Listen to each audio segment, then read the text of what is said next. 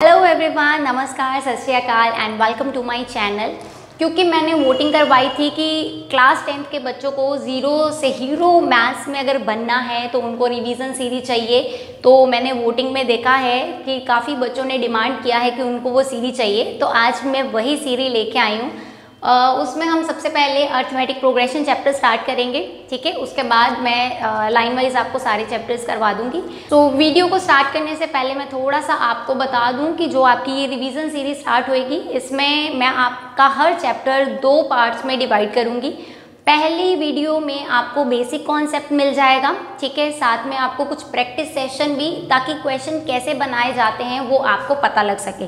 क्योंकि मैंने जनरली देखा है कि जो बच्चे हैं उनको क्वेश्चन फॉर्म नहीं करने आते हैं, कि जब स्टेटमेंट वाला क्वेश्चन आता है एपी का, तो आई डोंट नो कि उनको कैसे वो स्टेटमेंट को पढ़ते नहीं है ढंग से, या फिर जैसे उसमें टाइम्स वाला केस आ जाए, कुछ एडिशन वाला, एक्सीड वाला, तो जहाँ स्टेटमेंट वाले क्वेश्चन आते हैं वहाँ पर वो हमेशा मार खाते हैं, ठीक है। तो मैं चाहती हूँ कि वो आपकी पूरी क्लैरिटी हो जाए, इसलिए इस वीडियो में आपकी प्रॉपर प्रैक्टिस भी होगी, सो दैट उस प्रैक्टिस सेशन से आप अपने क्वेश्चंस को खुद बना पाओगे 1 या 2 बार भी पढ़ने पर।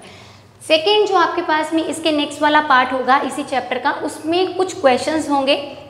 कुछ क्वेश्चंस मैं फर्स्ट वीडियो में भी ऐड करूंगी, बट सेकंड में आपकी ओवरऑल वीडियो जो है वो क्वेश्चंस की ही होगी। मीन्स उसमें आपको 2 marks, 3 marks, 4 marks case study के क्वेश्चन हो गए प्रीवियस ईयर में या अदर बुक से, जो मुझे लग रहे हैं कि बहुत ज़्यादा इंपॉर्टेंट है, वो वाले क्वेश्चंस आएंगे। तो इस तरीके से आपके हर एक चैप्टर की 2-2 वीडियोज़ आएंगी, जिसमें आपका फुल चैप्टर कंप्लीट हो जाएगा और आपकी प्रॉपर रिविजन हो जाएगी। बट उसके लिए आपको पूरी वीडियो देखना बहुत ज़रूरी है, क्योंकि अगर आप ढंग से प्रैक्टिस नहीं करोगे तो पता ही है फिर कौन से झंडे उसमें गाड़ के आओगे, है ना। तो झंडे गाड़ने के लिए बेटा पेपर में, या आग लगाने के लिए पेपर में आपको पढ़ना बहुत ज़्यादा ज़रूरी है। तो चलिए स्टार्ट करते हैं हम अपना चैप्टर अर्थमेटिक प्रोग्रेशन। कोई बच्चा जो यहाँ पर नया है वो चैनल को सब्सक्राइब कर ले और बेल आइकन को प्रेस कर ले, क्योंकि अब रिवीजन सीरीज स्टार्ट होने वाली है और क्लास 10th के बच्चों को तो पक्की ये चाहिए, ठीक है। और जो बच्चे यहाँ पर ऐसे हैं जिन्होंने कभी मैथ्स नहीं पढ़ा है, 10th का अभी तक स्टार्ट ही नहीं किया है, तो उनके लिए भी वीडियोस बहुत अच्छी होने वाली है। तो चलिए, तो पहला हम पढ़ते हैं अर्थमेटिक प्रोग्रेशन को, लेकिन मैं आपको पहले स्टोरी सुनाऊंगी, ठीक है। तो स्टोरी कुछ यूँ थी, एक बच्चे का नाम था राघव, ठीक है। तो राघव को एक ऐप मिल गई, ठीक है, और वो ऐप ऐसी थी जिसको डाउनलोड करने पर उसको 50 रुपीज़ मिल गए, ठीक है। आफ्टर दैट उसको उस ऐड में ऐसा मिला कि अगर मैं किसी एक ऐड पर क्लिक करता हूँ, कि उसमें कुछ एड्स आ रही थी, वो एक ऐड पर क्लिक करता था तो उसको 10 रुपये मिल रहे थे, ठीक है। अब उसने सोचा कि ये मेरे पास में कैश तो आ ही जा रहा है, तो क्यों ना मैं बहुत सारी एड्स क्लिक करके अपने पैसे इंक्रीज करूँ। तो देन उसने एक आइडिया सोचा कि मैं क्या करूँगा, जैसे ही मेरे 1000 रुपीज़ हो जाएंगे तो मैं क्या करूँगा कि मैं वो सारे पैसे विड्रॉ कर लूँगा, ठीक है। अब 1000 रुपीज़ कब होंगे, कितनी एड्स क्लिक करनी है, तो उसका तो हिसाब लगाना पड़ेगा। लगा वो कॉपी उठाकर अपनी कि मेरे पास में अभी 50 रुपीज़ हैं, मैं 10 ऐड करूँगा तो 60 बन गया, 60 में 10 ऐड किया तो 70 बन गया। ऐसे ऐसे करता हुआ अभी वो 100 तक ही पहुँचा था, तो उसका दूसरा फ्रेंड आ गया, कहते ये तुम क्या कर रहे हो। तो उसने उसको सब बात बताई कि ऐसे मेरे को ऐप मिली है ना। तो उसको कहता झल्ले कि तेरे को तो इतना भी नहीं पता, ये तो मैं लेस देन इन 1 मिनट कर सकता हूँ। अच्छा, वो तो हैरान हो गया। राघव कहता कैसे, ये कौन सा तरीका है कि आप बड़ी जल्दी निकाल लोगे। तो यस, जो उसने ट्रिक लगाया था लेस देन 1 मिनट वाला, कि मैं उसको जल्दी से सॉल्व कर दूंगा, एक्चुअली में वही हमने इस चैप्टर में करना है, ठीक है। अब अगर तुम लोगों को उसके क्वेश्चन का आंसर आता हो कि कितनी क्लिक्स करने पर, कितनी ऐड क्लिक्स करने पर उसको 1000 रुपीज़ मिल जाएंगे, तो कमेंट बॉक्स में ज़रूर लिखेगा। अगर नहीं पता तो कोई बात नहीं, हम इस क्वेश्चन को यहाँ सॉल्व करेंगे। तो चलिए, इसी क्वेश्चन को लेते हुए मैं आपको इसका पूरा बेसिक कॉन्सेप्ट समझाती हूँ। तो सबसे पहले देखो, सबसे पहले क्योंकि उसके पास में 50 रुपीज़ ऑलरेडी थे, तो पहले जब उसने ऐड क्लिक करी तो 10 रुपये मिलने पर उसको 60 रुपीज़ मिल गए हैं। उसके बाद उसने नेक्स्ट ऐड क्लिक करी तो 70, फिर उसको 80 एंड देन उसको 90, एंड करते करते उसके पास में 1000 तक पहुंचने के लिए कितनी नंबर ऑफ ऐड्स को क्लिक करना पड़ेगा वो ये जानना चाहता है, ठीक है। अब यहाँ से हम बेसिक कॉन्सेप्ट में सबसे पहले ये देखते हैं कि ये जो आपके पास में सीक्वेंस बनी है वो एक पैटर्न के साथ बनी हुई है। जैसे इसमें भी 10 ऐड हुआ है, देन अगेन 10 ऐड हुआ है, अगेन आपका 10 ऐड हुआ है। इट मीन्स मेरे पास में अगर मैं नंबर 1 ये वाली जो 60 है उसको A1 लिख दूँ, आगे A2, A3, A4 and so on करते हुए मैं AN लिख दूँ। मुझे नहीं पता ये n कौन सा नंबर हो सकता है, मे बी आपका 90th हो, आपका 100 हो, आपका 1000 हो, कोई भी नंबर आपका चल सकता है। बट जनरल में मेरे पास में ये जो A1 है ये मेरी फर्स्ट टर्म है। मीन्स आपके पास में कोई भी ऐसी सीक्वेंस, तो पहले चलिए इसकी डेफिनेशन देख लेते हैं। तो कोई भी ऐसी सीक्वेंस जिसमें एक खास पैटर्न चल रहा हो, मीन्स एक खास नंबर फिक्स वैल्यू ऐड हो रही हो या सब्ट्रैक्ट हो रही हो। ये नहीं करना कि इधर 10 ऐड हो रहा है आगे 20 कर दो, आगे 30, तो वो आपकी अर्थमेटिक प्रोग्रेशन होगी। नो, वो नहीं होगी। आपके पास में एक फिक्स्ड वैल्यू बार बार ऐड करने पर ही एक सीक्वेंस जनरेट होती है, वही हमारी अर्थमेटिक प्रोग्रेशन होती है। यहाँ पर आपके पास में जो सीक्वेंस बनी हुई है A1 से लेके AN, हमारी फर्स्ट टर्म मतलब पहली टर्म इसमें कौन सी है, A1। तो A1 मेरी हो गई फर्स्ट टर्म, इसको मैं जनरली A के साथ में रिप्रेजेंट करती हूँ। उसके बाद में इसको जनरली फर्स्ट टर्म को A के साथ रिप्रेजेंट करते हैं। सेकंड आपके पास में आएगा कॉमन डिफरेंस। अब कॉमन डिफरेंस या जो आप अभी बात कर रहे थे कि फिक्स्ड वैल्यू को हमें क्या करना है, बार बार ऐड करना है। जैसे आप यहाँ देख सकते हो कि 10 ऐड किया, 10 ऐड किया, 10 ऐड किया, या आप अगर माइनस करके चलते तो भी हमारा 10 ही आता। तो ये हमारे पास में ये कॉमन नंबर जो फिक्स वैल्यू है वही हमारा कॉमन डिफरेंस होता है, जिसको हम D के साथ में रिप्रेजेंट करते हैं। और ये निकलता कैसे, जब भी A2 में से A1 को क्या किया जाता है, माइनस किया जाता है। नो डाउट आप A2 में से A1 को माइनस करो या A3 माइनस A2 या A4 माइनस A3, मीन्स कोई भी दो कंसेक्टिव टर्म लेनी है, मीन्स दो इकट्ठी टर्म लेनी है जिसको आपने माइनस करना है और आपके पास में कॉमन डिफरेंस आ जाएगा। क्लियर है। उसके बाद ये दो तो आपके मेन हैं, ठीक है, A और D, इसको आपको हमेशा याद रखना है। इसके बाद हमारे पास में नेक्स्ट क्या चलेगा, आपके पास में ये जो टर्म है ये हमारी AN टर्म है, मतलब ये वाली जिसको हम बोलते हैं nth टर्म। तो nth टर्म, मैं इसको ज़रा रब करने लगी हूँ क्योंकि इसका मैंने आपको मेन मोटिव समझा दिया है। उसके बाद मैं इसको दोबारा लिखूँगी, ठीक है, जब हम इसका क्वेश्चन सॉल्व करेंगे। तो चलिए, ये आपके पास में nth टर्म है तो इसको मैं AN के साथ में रिप्रेजेंट करूँगी। nth टर्म इसलिए कहा जाता है क्योंकि कई बार क्या होता है कि हमारी CD आगे मुझे पता हो कि जैसे 1000 टर्म तक चल रही है, ठीक है, और मुझे बीच में से कोई एक 500 वाली टर्म निकालनी हो, ठीक है जी। तो उस केस में मेरी जो nth टर्म है मैं इसको मान के चलूँगी और ये मेरी टर्म हो जाएगी लास्ट टर्म। इट मीन्स क्या होगा, हमारे पास में एक जो सीक्वेंस के एंड में टर्म आती है उसको हम लास्ट टर्म भी बोलते हैं, L, जिसको रिप्रेजेंट करने के लिए यूज़ किया जाता है। AN और L इक्वल हो सकती हैं अगर आपकी nth टर्म और नंबर ऑफ टर्म सेम हो। तो मैं यहाँ पे लिख देती हूँ, अगर नंबर ऑफ टर्म्स हमारे पास में इक्वल आ जाए, जो आपके पास में nth जो है वैल्यू कि जो भी आपके पास में सीक्वेंस की वैल्यू बोली जाती है, मान लो आपको बोला जाए कि पूरी जो सीक्वेंस है उसमें 100 टर्म्स हैं, ठीक है, और आपको बोला जाए कि जो 100वीं टर्म निकालनी, मतलब 100वीं टर्म निकालनी है, तो इट मीन्स आपके पास में अगर n भी इतना है, ऊपर से आपके पास में nth टर्म निकालने के लिए भी यही चाहिए, तो यहाँ पर आपके पास में जो AN टर्म होगी वो आपकी L हो जाएगी। तो ये आपको याद रखना है, हर बार nth टर्म लास्ट टर्म नहीं होती है, बट कुछ केसेस में nth टर्म ही लास्ट टर्म होती है। उसके लिए सीक्वेंस में उतने ही नंबर होने चाहिए जितनी आपको लास्ट टर्म के लिए बोला जाए, या टोटल सीक्वेंस में नंबर ऑफ टर्म्स सेम होती हैं, ठीक है। तो ये आई होप आपको ये दोनों चीज़ें क्लियर होंगी कि AN और L कहीं कहीं डिफरेंट भी है और कहीं कहीं सेम भी है। क्लियर है। तो उसके आगे अब हमें चलना है,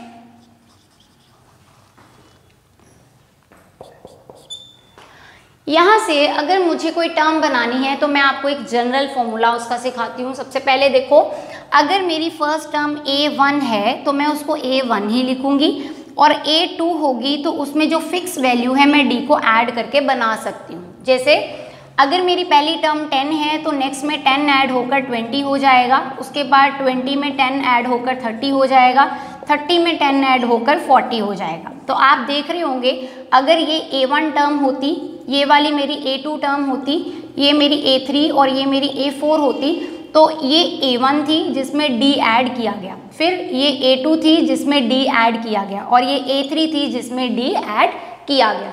तो आपके पास में कुछ इस तरीके से भी टर्म्स हमारी बन जाती हैं कि हम हर पिछली टर्म में D ऐड करते जाएं तो अपने पास में नेक्स्ट टर्म्स फॉर्म हो जाएंगी। ठीक है, इसी को अगर मैं थोड़ा सा एक्सपैंड कर दूं, जैसे अगर मैं इसको तो नहीं, खैर A3 को स्टार्ट करते हैं।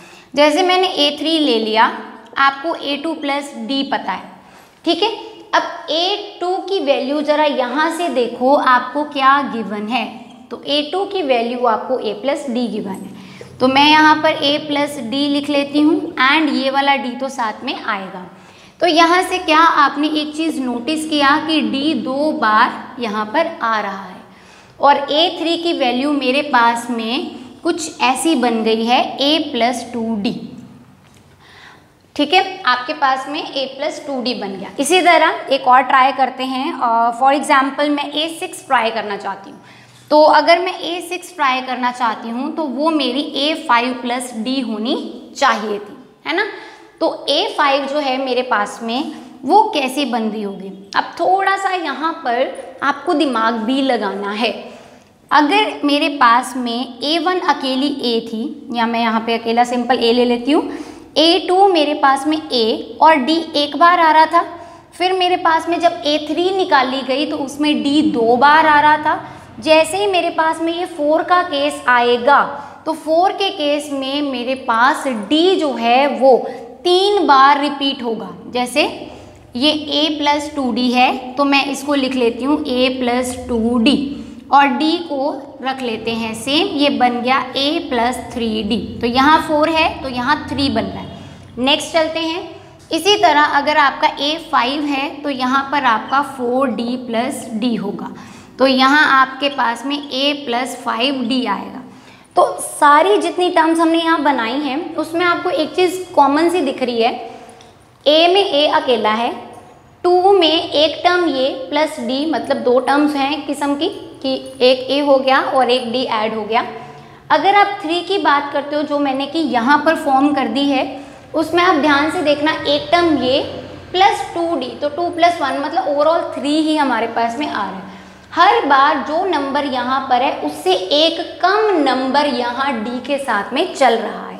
ठीक है, आगे चलते हैं। जब आपने A4 निकाला तो A4 में अगर आप ध्यान से देखो तो A तो है ही, साथ में 4 से जस्ट 1 लेस इज 3D।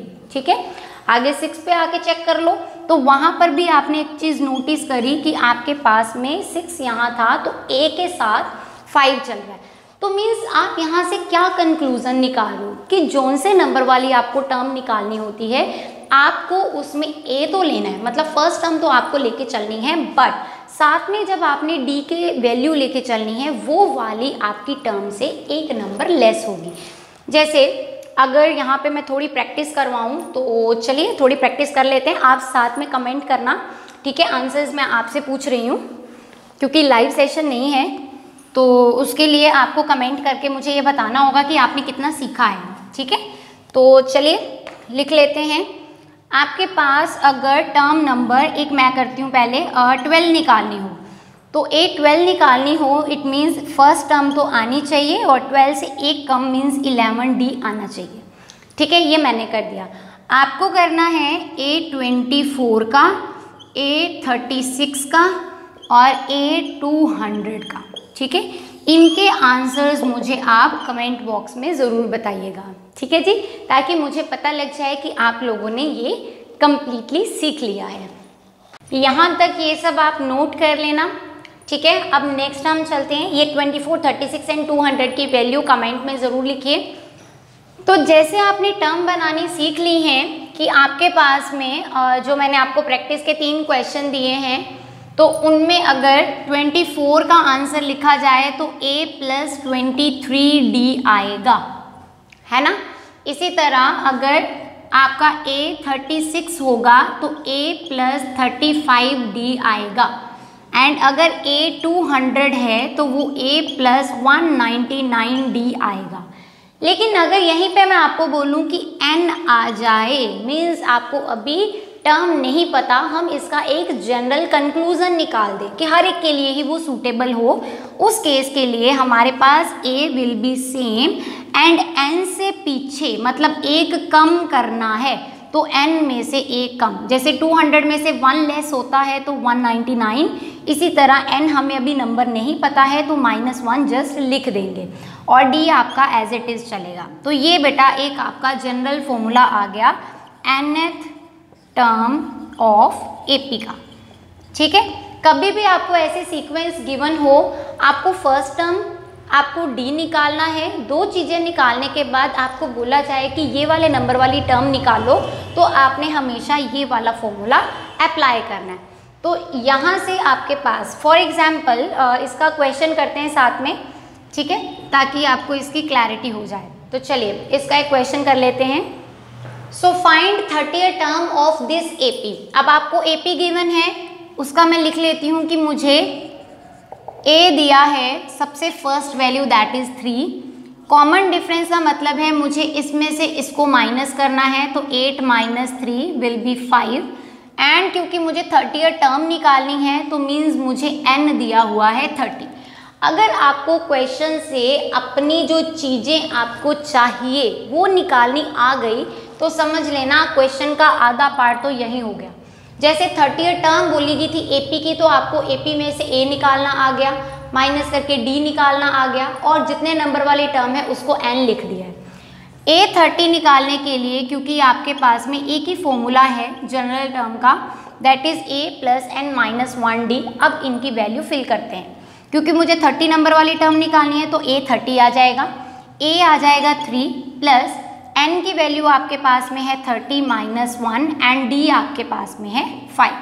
ध्यान रखना ये दोनों आपस में मल्टीप्लाई हैं और बोर्ड मास के रूल के अकॉर्डिंग सबसे पहले हमें क्या करना होता है, हमें मल्टीप्लाई को सॉल्व करना होता है। तो 3 प्लस यहाँ आ गया 29 एंड यहाँ आ गया 5 एंड यहाँ है 3। 29 को 5 से मल्टीप्लाई करने पर 145 मिल जाएगा और एडिशन करने पर 148 आपका आंसर होगा। एक क्वेश्चन और करते हैं हम इसका। तो find 11th term of AP। देखो ये मैंने क्वेश्चन इसलिए लिया है क्योंकि जब भी ऐसा क्वेश्चन हो जिसमें कुछ इस तरीके के नंबर्स आ जाएं, कुछ माइनस में आ जाए, या हो सकता है कि कुछ हमारे पास में मिक्स फ्रैक्शन में आ जाएं, फ्रैक्शन में आ जाएं, तो उसमें बच्चे कंफ्यूज हो जाते हैं। तो यहाँ पे सबसे पहले आप क्या करोगे, AP गिवन है तो इसमें से A निकाल लो।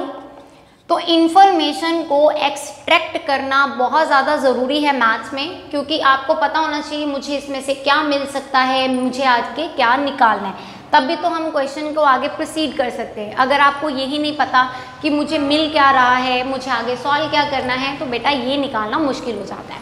तो चलिए A आपको मिल गया -5 एंड D निकालने के लिए पीछे वाली टर्म आपकी है -5/2 और इसके यहाँ पर ये वाली टर्म है नेगेटिव में 5, क्योंकि जो कॉमन डिफरेंस है उसका फॉर्मूला हमारा इस टर्म में से इस टर्म को माइनस करना होता है, तो मुझे इसका खुद का माइनस ब्रैकेट में लेके चलना पड़ेगा।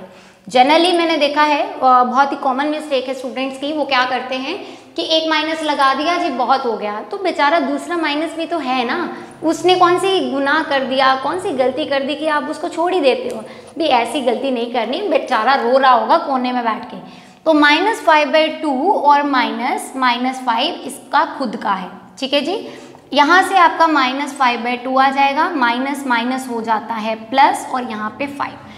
इसको सॉल्व करना बहुत ईजी होता है, सिंपली आपको ये नंबर और ये नंबर मल्टीप्लाई करना है, तो you will gate -5 plus 5 2 10/2। Overall में नीचे ये डिनोमिनेटर रहेगा, 10 में से 5 चले गए। यहाँ पे भी देखो ये भी बहुत गड़बड़ वाला काम है बच्चों का, कॉमन मिस्टेक आपके एग्जाम्स में होती हैं। यहाँ प्लस का नंबर है, यहाँ माइनस का, तो plus minus is always subtraction का केस देगा। 10 में से 5 जाएगा तो आपके पास में 5 होगा और वो भी ग्रेटर नंबर का साइन लग जाएगा, तो 5/2 ये आपका कॉमन डिफरेंस आ चुका है। टर्म कौन सी निकालनी है आपको? 11th नंबर वाली, तो मीन्स n आपका कितना है? 11। अब फॉर्मूला वही an is equal to a plus n minus 1d। फॉर्मूले के भी नंबर होते हैं तो फॉर्मूला भी लिखा करो, ये नहीं कि सीधा ठोक दिया निकल गई इन्फॉर्मेशन, हमें तो आता है तो जल्दी से कर लो। तो एग्जाम में जब आपने क्वेश्चन अटैम्प्ट करना है, स्पेशली क्योंकि इस बार तो सब्जेक्टिव है तो प्रेजेंटेशन बहुत ज़्यादा डिपेंड करती है, तो ये मान के चला करो कि हम जिसको पेपर दिखाने जा रहे हैं ना उसको कुछ नहीं आता, सब कुछ बताना है, ठीक है। तो जब आप ये सोच के चलोगे ना कि जो देखने वाला है जिसने चेक करना है उसको कुछ नहीं आता, तो आप एक एक छोटी छोटी इन्फो भी लिखोगे, और ये बहुत प्लस पॉइंट होता है जब आप मैथ के क्वेश्चन करते हो, हर एक चीज़ को आप प्रॉपरली मेंशन कर रहे हो, ठीक है। तो फॉर्मूला आपने लिख दिया, आपके पास में a11 आ गया, a आपके पास में -5 है, प्लस n की जगह आपके पास 11 है -1, और d की वैल्यू आपकी 5/2 है। ब्रैकेट में लेना, सिंपली इसको ना वैसे लिख देना, आप कंफ्यूज रहोगे, तो ये ब्रैकेट में ही आने चाहिए। नेक्स्ट काम आपका -5, अगेन बोलूँगी बोर्ड मास का रूल है पहले ये वाली ब्रैकेट सॉल्व करनी, तो 10, क्योंकि ये दोनों मल्टीप्लाई में है तो मैं इनको ऐसे 5/2 लिख रही हूँ, और बोर्ड मास के रूल के अकॉर्डिंग पहले ये मल्टीप्लिकेशन वाला पार्ट ही सॉल्व किया जाता है। तो 2 5 10, तो 5 5 25, तो आपके पास में बन गया -5 + 25। तो यहाँ से नेगेटिव, यहाँ पे पॉजिटिव होगी सब्ट्रैक्शन, 25 में से 5 आपके सब्ट्रैक्ट हो जाएंगे तो आंसर आ जाएगा 20। इसका मतलब 11th नंबर वाली टर्म जो है वो आपकी 20 है। तो ये आपका सेकंड क्वेश्चन इसी फॉर्मूला पर बेस्ड है। सो 2 क्वेश्चन मैंने आपको एक फॉर्मूले के साथ जो बेस था वो करवा दिए हैं, लेकिन उसका प्रैक्टिस सेशन का एक क्वेश्चन मैं आपको देने वाली हूँ। तो क्वेश्चन है find 21st term of AP -3 4 and so on, ठीक है। ये AP आपको गिवन है और आपने इसकी 21st नंबर वाली टर्म निकालनी है। इसका आंसर कमेंट बॉक्स में लिखिए ताकि मुझे पता लगे आपको कितना समझ में आ चुका है। प्रैक्टिस वाले क्वेश्चंस को मिस मत करना, क्योंकि ये क्वेश्चंस भी मैंने प्रीवियस ईयर में से ही उठाए हुए हैं। क्लियर है? तो इस क्वेश्चन को, ये तो आपका होमवर्क हो गया, मैं थोड़ा सा रिकैप करवाती हूँ जो जो हमने कर लिया है। तो पहले हमने बात करी कि हमारे पास में सीक्वेंस होती है, ठीक है। उसके बाद हमने डिस्कस किया कि हमारी जो फर्स्ट टर्म होती है वो A होती है, ठीक है। उसके बाद हमने एक और चीज़ डिस्कस करी कि जो कॉमन डिफरेंस होता है वो हमारे पास में D के साथ में रिप्रेजेंट होता है, ठीक है जी। और D का जो फॉर्मूला होता है वो कोई भी 2 कंसेक्टिव टर्म को माइनस करके आता है, चाहे इनको माइनस करो, चाहे अगर यहाँ पे A3 होती तो आपके पास में A3 - A2 ये भी सेम होता, ठीक है। देन हमने डिस्कस किया उसके बाद कि हमारे पास जो लास्ट टर्म या nth टर्म होती है उसको an से रिप्रेजेंट करते हैं, और उसको निकालने का फॉर्मूला ये वाला होता है, ठीक है जी। इससे रिलेटेड भी मैं आपको एक क्वेश्चन कराऊंगी। मैंने प्रीवियस ईयर में बहुत बार क्वेश्चंस ऐसे देखे हैं जिनमें इसको बड़ा घुमा फिरा कर क्वेश्चन पूछा गया होता है और बच्चों को नहीं समझ में आ रहा होता कि ये क्वेश्चन कैसा आया है। तो इस टॉपिक के बाद मैं आपको ये वाला ज़रूर डिस्कस करवाऊंगी, ठीक है। नेक्स्ट बेटा आपके पास में एक और इसी का फॉर्मूला होता है, थोड़ा सा मिलता जुलता होता है, बट उसमें एक लाइन आ जाती है, मतलब एक वर्ड, कहते हैं ना कि जैसे कई बार क्या होती है कि चीज़ सेम टू सेम रहेगी बट थोड़ा सा उसमें अंतर होगा। जैसे ट्विन्स होते हैं ना, है ना, ट्विन्स में क्या होता है कि फेसेस सेम लग रहे होते हैं बट दिक्कत है कि उसमें थोड़े से उनके जो हाव भाव या फिर उनके जो होते हैं कैरेक्टरिस्टिक्स, लाइक उनकी जो नेचर वगैरह होता है वो थोड़ा सा डिफरेंट होता है। तो वैसा केस कुछ, तो आपके पास में अगर लिखा आ जाए कि कोई टर्म निकालनी है, जैसे nth टर्म में देख लेती हूँ, ठीक है, nth टर्म ही निकालनी है, but nth term from and ये वर्ड आ जाए, या from last of AP, last term भी लिखा होता है कई बार, मतलब आपको कोई AP ऐसे दी होगी, आप पहले ऐसे चल रहे थे, मतलब आप यूं चल रहे थे और आप कोई नंबर वाली, जैसे 21 थी तो आप इस साइड से 21 टर्म ढूंढ रहे थे, है ना। अब उसने एक आपको थोड़ा सा घुमा दिया, आपको बोल दिया कि जो nth टर्म निकालनी है वो लास्ट टर्म से चलनी चाहिए। कहने का मतलब अब लाइन इधर से नहीं चलनी, लाइन अब इधर से चलनी है, ठीक है। अब मुझे ना इसको देख के सॉन्ग याद आ रहा है, इधर चला मैं उधर चला, जाने कहाँ मैं किधर चला। ये सेम ही केस है कि पहले हम इधर चल रहे थे, अब हम इधर चल रहे हैं। तो उस केस में बेटा आपका फॉर्मूला थोड़ा सा चेंज हो जाएगा। तो देखिए उसको कैसे करना है, तो मैं दोबारा से सीक्वेंस लिखती हूँ इसके लिए, A1 A2 A3 and so on AN, ठीक है। क्योंकि इस साइड में चल रहे थे तो फॉर्मूला आ रहा था ये वाला, तो मैं यहाँ खड़ी हूँ। अब मैं जहाँ खड़ी हूँ लाइन वहीं से शुरू हो जाएगी, ठीक है। खैर मैं वो बच्चन साहब जी तो नहीं हूँ कि जहाँ हम खड़े होते हैं लाइन वहीं से शुरू होती है, राइट। उनका काफ़ी फेमस डायलॉग रहा है, आई थिंक मूवी रही है शायद कालिया, मे बी आपको याद हो। बट फिर भी मैं यहाँ खड़ी हूँ और मुझे इस साइड में जाना है, तो nth टर्म का फॉर्मूला हो गया ये वाला, ठीक है। अब थोड़ा कहानी में ट्विस्ट है। ट्विस्ट क्या है कि मुझे nth टर्म निकालनी है फ्रॉम एंड। इसका मतलब अब मैं किस साइड खड़ी हूँ, मैं इस साइड खड़ी हूँ।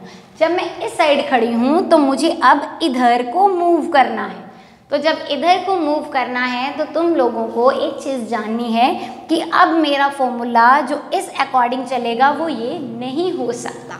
तो इसको कैसे रिवर्स में करेंगे, आपके पास में निकालना वही AN है, मतलब आपको nth टर्म ही निकालनी है, तो AN से ही खैर रिप्रेजेंट करूँगी यहाँ पर। बट यहाँ पर अब AN की जगह, क्योंकि मैं एंड पे तो हूँ, मुझे पता है लास्ट टर्म कौन सी है, मैं, तो वहाँ पे मैं इसको L यूज़ कर लूँगी, ठीक है। तो यहाँ से आपके पास में जहाँ फर्स्ट से चल रहे थे तो A लिखा जा रहा था।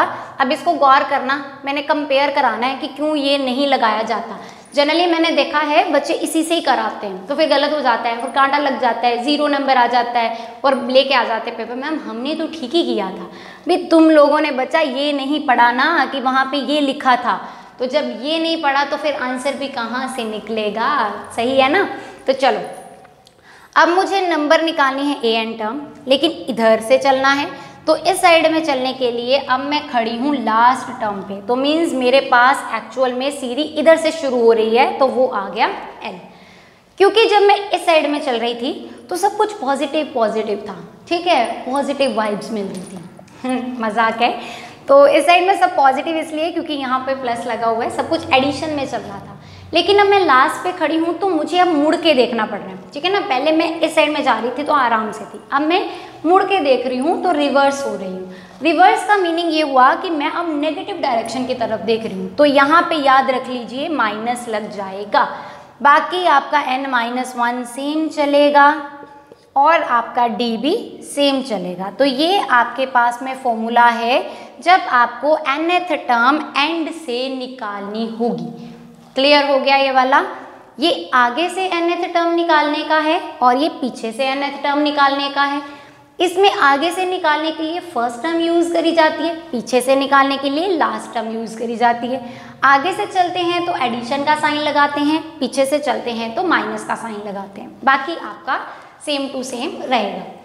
इसको नोट करो, इसको याद करो, कोशिश करो आपके दिमाग में ये घुस जाए कि ये फॉर्मूलाज हैं। बेसिक सा है हमारा अर्थमेटिक प्रोग्रेशन चैप्टर, मुझे नहीं लगता ये बहुत ज़्यादा डिफिकल्ट है। अगर आप इसको साथ साथ में अच्छे से प्रैक्टिस कर ले तो आपके क्वेश्चन बहुत क्लियर हो जाएंगे, ठीक है। तो चलिए यहाँ तक आपने नोट कर लेना है इसको, उसके बाद हम इसके रिलेटेड एक क्वेश्चन करते हैं।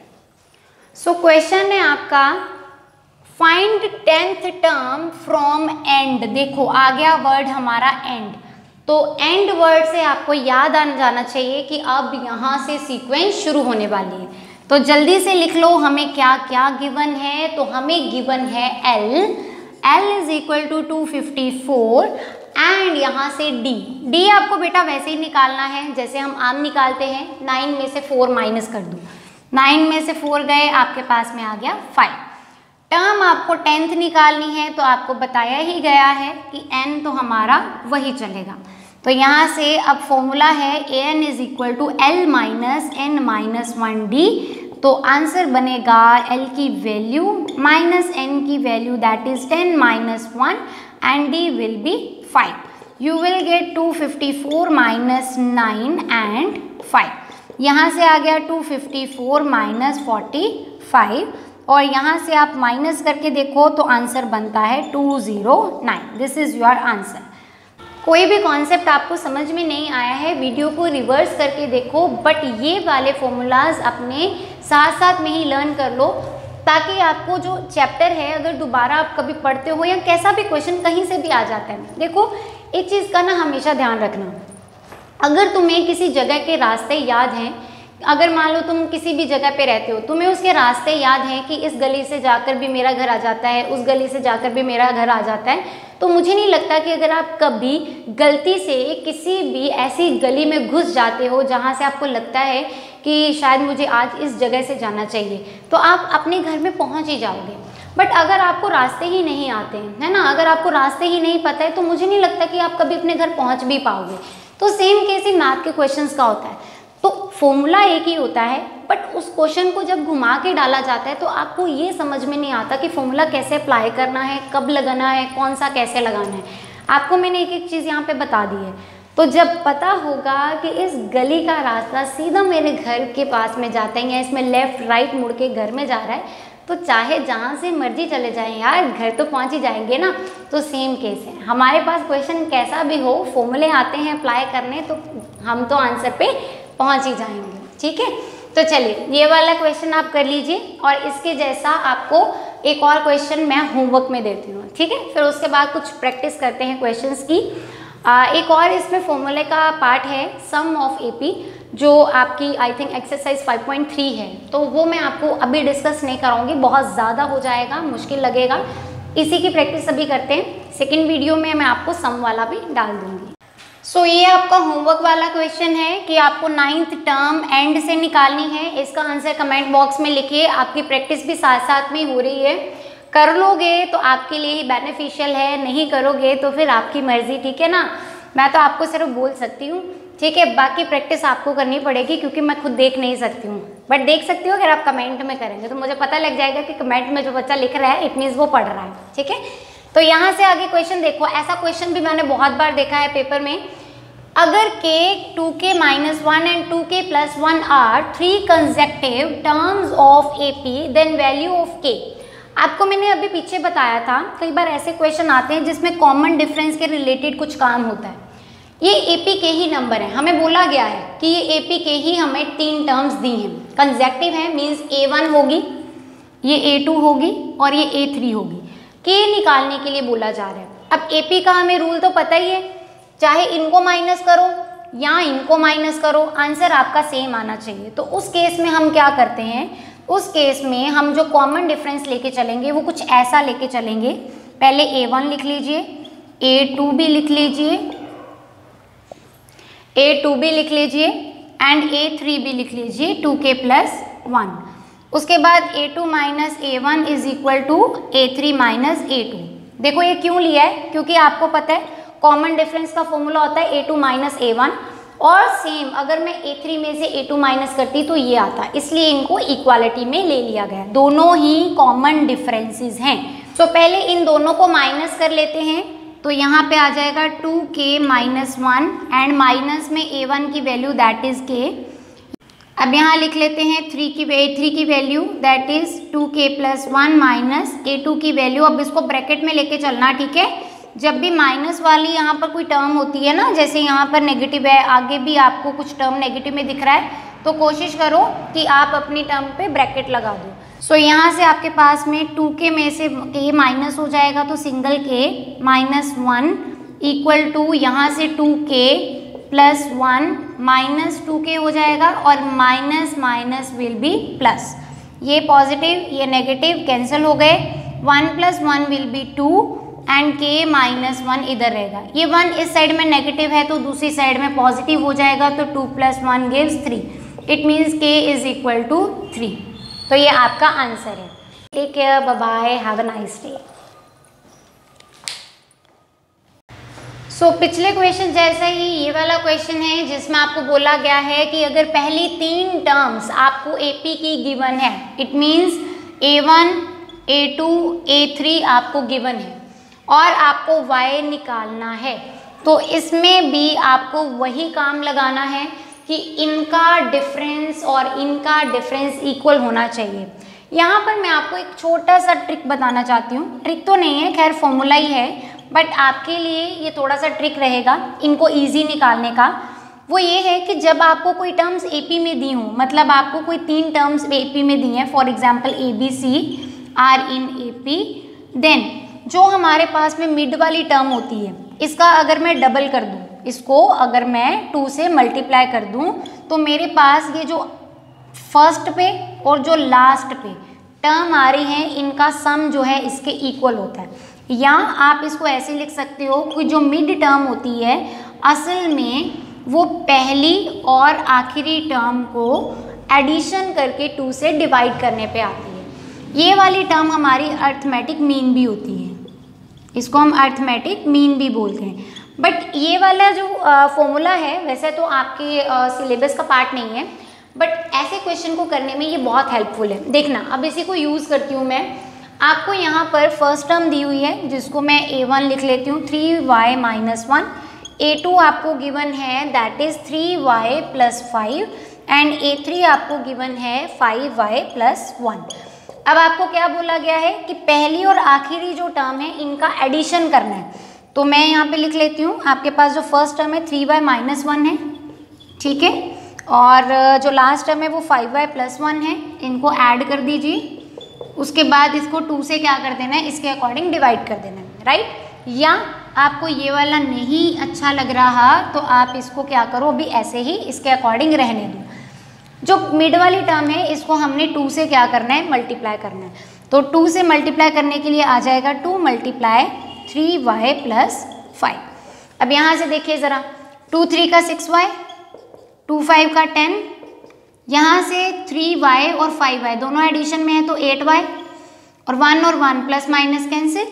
यहाँ से देखिए आपके पास में आ जाएगा 6y, इधर आएगा तो -8y, प्लस वाली टर्म उधर जाके माइनस, यहाँ से आ गया 8 में से 6 minus that is 2, but greater number के साथ साइन माइनस का है तो -2y गिव्स -10। ये दोनों मल्टीप्लाई में है, उधर जाके डिवाइड हो जाएंगे, तो y = -10/-2, you will get answer as 5। It means y आपका क्या निकल के आ गया, 5।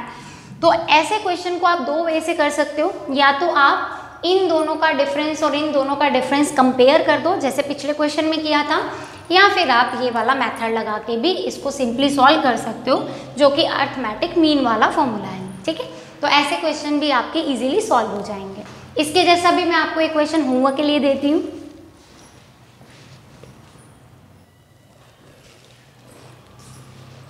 तो ये क्वेश्चन आपका होमवर्क क्वेश्चन है, ठीक है, प्रैक्टिस के तौर पे, सो दैट आपको फॉर्मूलाज जो हैं वो एक किस्म की प्रैक्टिस हो जाए, आपके क्वेश्चन तैयार हो जाएं, तो इनका आंसर्स भी आपने क्या करने हैं, कमेंट बॉक्स में लिखने हैं। इसके अलावा ये वाली वीडियो मैं आज यहीं पे ही ख़त्म करूँगी, और कल मैं आपको ये जो आज आपने इतना किया है प्लीज़ इसको डाइजेस्ट कर लेना, ठीक है, सो दैट कि हम इसको आगे स्टार्ट कर सकें, कंटिन्यू कर सकें। आपका एक सम वाला टॉपिक रहता है, बट इसके रिलेटेड बहुत सारे क्वेश्चंस हैं जिनको मैं कल आपको नेक्स्ट वीडियो में, नेक्स्ट पार्ट में समझाऊंगी।